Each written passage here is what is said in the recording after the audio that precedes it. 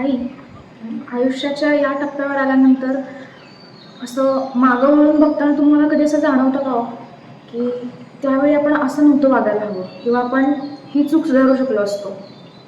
म्हणजे तुला काही मला म्हातारी म्हणायचं का? तसं नाही. पण तरी तुमचा अनुभवांचा साठा बघता. कसं आहे माहिती आहे का, वयाच्या या टप्प्यात आल्यानंतर ना खूप असं मागं वळून बघितलं ना की असं खूप जाणवतं किंवा यावेळेस आपण असं केलं असतं तर कदाचित परिस्थिती बदलली असते असं खूपदा जाणवतं. पण आता सगळं निघून गेलेलं आहे हातातून, पण निदान भविष्यात तरी चुका होऊ नयेत म्हणून सावध असते. आणि म्हणूनच म्हणतात ना की वयाच्या 50ला टप्पा हा फार महत्त्वाचा असतो. मागं भूतकाळात काय केलं आणि भविष्यात काय दिसणार आहे हे समजणारं मन आणि डोळे आणि मेंदू सगळं एकत्रित आलेलं असतं, जागं झालेलं असतं.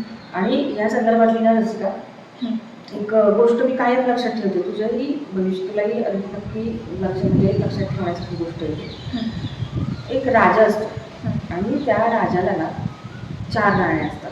किती? 4. आणि तो राजा ना त्या राण्यांवर असं प्रत्येक राणीशी वेगळं वेगळं वागत असतो. म्हणजे की पहिल्या राणीशी रसिका तो खूप प्रेमानं वागत असतो, सतत तिची काळजी घेत असतो, तिला जरासुद्धा दुखवत नसतो, सातत्याने तिच्या जवळ असतो, तिला सगळं तिला हवं तसं करत असतो. तिची डिमांड असायचा अवकाश की ती लगेच पूर्ण करत असतो. आणि दुसरी राणी जी असते त्या दुसऱ्या राणीला मात्र तो काय करत असतो, कुठं पार्टी असेल, कुठं काही मेजवानी असेल, कुठं बाहेर ट्रिपला जायचं असेल तर त्या दुसऱ्या राणीला घेऊन जात असतो. आणि तिसरी राणी जी असते तर ती राणी फार हुशार असते.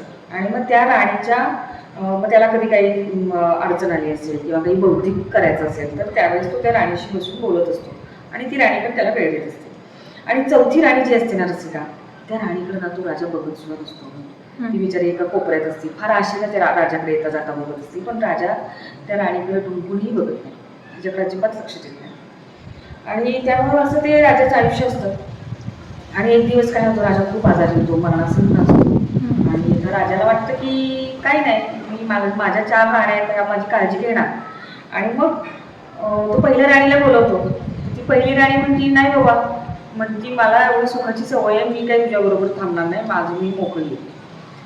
दुसऱ्या राणीला म्हणतात तर ती दुसरी राणी तर आपल्याला अशी नक्कीच चांगली बघणार, कारण मी तिला एवढं फिरायला सगळं करत होतो.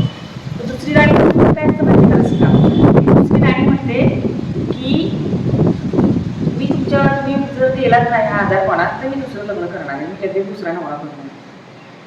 आणि राजाला खूप वाईट वाटतं की असं कसं ना. मग तिसऱ्या राणीकडे जातो, तिसऱ्या राणीला बोलवतो. तर आता त्याला वाटतं तिसरी राणी तर नक्कीच आहे, कारण ती फार हुशार आहे. तर तिसऱ्या राणीला म्हणतो तू तरी मला साथ देणार का. तर ती म्हणते नाही बाबा, मी फार फार तर तुला स्मशानापर्यंत साथ देईन, त्याच्या पुढं तुझं माझं काही हे नाही आहे, मी त्या तुझी सेवा बिवा करू शकत नाही, मी मरेपर्यंत म्हणजे स्मशानापर्यंत येईन मी. आणि मग थोड्या वेळानं चौथी राणी स्वतःहून त्याच्याकडे येते आणि त्याला म्हणते राजे, म्हणजे तुम्ही माझ्याकडे कधीच लक्ष दिलं नाही, पण म्हणती मी तुम्हाला कायम साथ देणार, तुम्ही मेलात ना तरी सुद्धा मी तुम्हाला साथ देणार, मी कायम तुमच्या बरोबर असणार, तुम्ही अजिबात काळजी करू नका. गोष्ट संपली रसिका. असं कसं ऐक ना, मग हा मनुष्य देहाची ही गोष्ट आहे की आपण सुद्धा एक राजा आहोत. देवाने दिलेले हे शरीर म्हणजे एक राजासारखं शरीर आहे आपल्याला.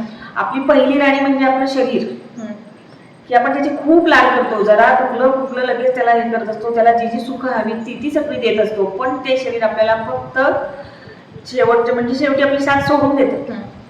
दुसरी राणी आपली कोण आहे की तिनं आपल्याला तिला आपण घेऊन जायचो इकडं तिकडं, म्हणजेच आपला पैसा.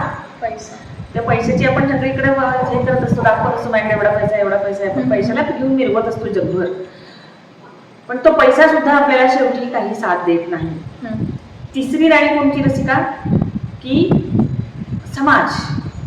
की तो समाज खूप बुद्धिमान असतो, आपल्याला जेव्हा जेव्हा अडचण येते तेव्हा आपण जे समाजाकडे जातो, आपलं काही आपली समस्या असते ते सांगतो, समाज आपल्याला निरसन करतो, म्हणजे समाज. पण तो समाज सुद्धा कुठपर्यंत, स्मशानापर्यंतच तो येतो, त्याच्या पलीकडे त्याचा आपला काही संबंध नाही.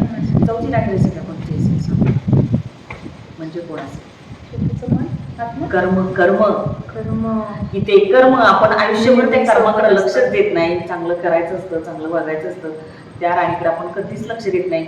पण ती राणी शेवटपर्यंत, अगदी मरणानंतरही पुढच्या जन्मात सुद्धा ते कर्म आपल्या सोबत असतं. आपण गेल्यानंतर पण लोक तेच लक्षात हा, ठेवतात. तीच राणी आपल्या बरोबर येते. त्यामुळे कर्म ही राणी अशी आहे, तिच्याकडे वेळोवेळी लक्ष दिलं पाहिजे. हातातून वेळ बरीचशी निघून गेलेली आहे, पण उरलेल्या आयुष्यात तरी सगळं काही छान छान करण्याची इच्छा आहे. आणि तुझ्यामुळे अशा नवीन नवीन गोष्टींना उजाळा मिळतो. खूप बरं वाटतं तुझी कंपनी मला.